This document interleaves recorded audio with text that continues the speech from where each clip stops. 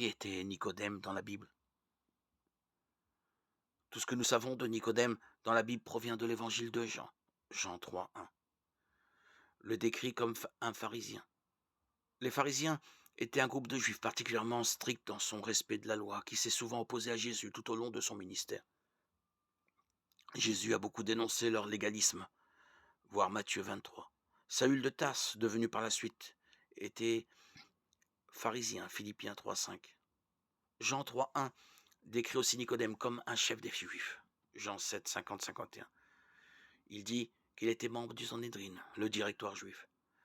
Chaque ville avait son Sanhédrin qui fonctionnait comme un tribunal de première instance. À l'époque de Christ, la nation juive jouissait d'une certaine autonomie sous l'autorité romaine.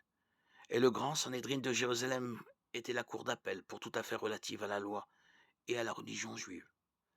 Il s'agit du tribunal qui a condamné Jésus, même s'il a dû passer par Pilate afin de valider sa sentence, puisque d'après la loi romaine, la peine de mort était au-delà de sa juridiction. Nicodème était apparemment membre du grand Sanhédrin de Jérusalem. Jean raconte que Nicodème est venu trouver Jésus de nuit.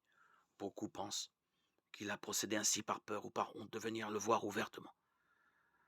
C'est possible, mais le texte ne mentionne pas ces raisons, et il y a d'autres possibilités. En tout cas, Nicodème a interrogé Jésus. En tant que membre de l'autorité suprême juive, il avait la responsabilité de repérer les enseignants et autres personnalités publiques susceptibles d'égarer le peuple. Dès le début de leur conversation, Jésus lui a annoncé une vérité importante. Il devait naître de nouveau, Jean 3:3. Quand son interlocuteur a exprimé sa perplexité, il l'a repris avec douceur, lui disant qu'en tant qu'autorité religieuse juive, il était censé le savoir, Jean 3:10. Puis il lui a expliqué plus en détail ce qu'est la nouvelle naissance. C'est dans ce contexte qu'on trouve dans Jean 3:16 un des versets les mieux connus et les plus populaires de la Bible. Nous retrouvons Nicodème en tant que membre du Sanhédrin qui participe aux délibérations du conseil pour savoir que faire de Jésus, en Jean 7.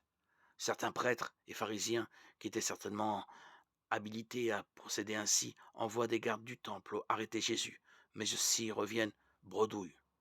Jean 7, 32, 52. Les pharisiens les réprimandent, mais Nicodème exprime l'opinion que Jésus ne devait pas être condamné avant qu'ils ne l'aient eux-mêmes entendu. Notre loi condamne-t-elle un homme avant qu'on l'entende et qu'on sache ce qu'il a fait? Jean 7, 51.